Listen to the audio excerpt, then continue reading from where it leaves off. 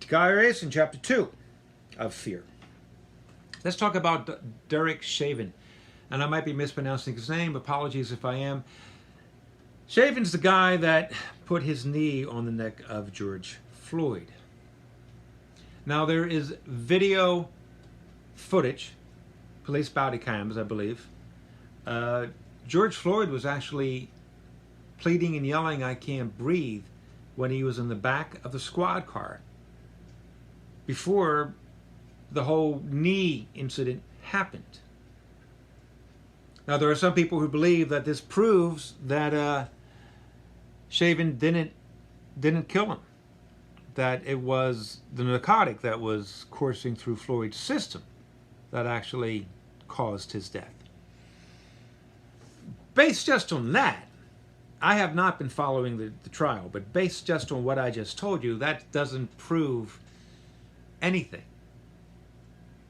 And Chauvin putting his knee on Floyd was absolutely uncalled for, absolutely not part of any procedure, absolutely exacerbated Floyd's condition. To me, the question is, did Chauvin commit murder or manslaughter? Anything less would be a travesty of justice. There are a whole lot of people out there who are saying it needs to be murder. Anything less than murder will be a travesty of justice. And I have no doubt that if manslaughter is the verdict, that there's going to be a lot of people out there protesting, causing harm to others, not just their property, but actually to their physical persons. Once again, fear will be in control. The protests going on right now, fear is in control. I believe in the efficacy of protests. I believe that there is bigotry in this country. I believe it needs to be addressed. I believe that we have been addressing it and that life is getting better for Americans on a broad palette, due in large part because we are addressing and redressing these grievances brought about through bigotry. Now, most bigotry, I believe, stems from a fear of the poor. Because the poor are often angry, and the poor are often sad, and the poor are often brought to desperation. Now, no doubt there are going to be some people, if they hear that I just said that, are going to be offended. I open my mouth and I risk offending people. I keep my mouth shut and I risk offending people. It is something that cannot be avoided. Risking offense and offending people is inescapable. It's what you do about it. Once again, fear. Listen, here's an idea.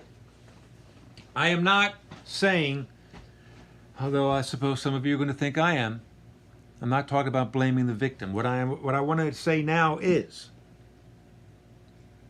if we teach people not to resist when an officer confronts them, not to get belligerent, not to run off, not to resist, but cooperate as much as we can, and still maintain our integrity.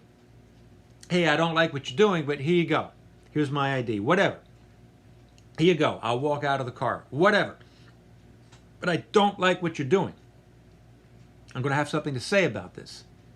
If we teach people to do this, we would save lives. If the people actually listen and follow this advice, we would save lives. And then those actual people can mount their legal defenses. Not just with many grievers and many enraged speaking about the deceased, there won't be a deceased.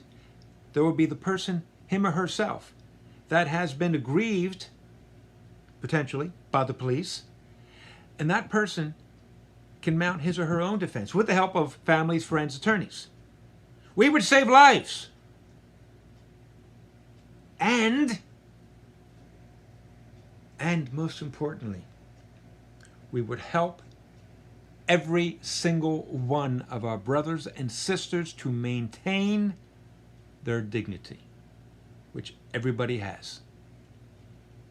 Do not give in to fear. Fear strips you of your dignity. Fear strips you of your decency. Address the issues head on, but do not become a canceling, finger-pointing, foaming, monolithic, here it comes, ready for the label? Moron. Love, not love your enemy. Don't even see them. Don't see anyone as your enemy. Love your neighbor. Love your neighbor. And be good to yourselves. Peace. 4 fingers.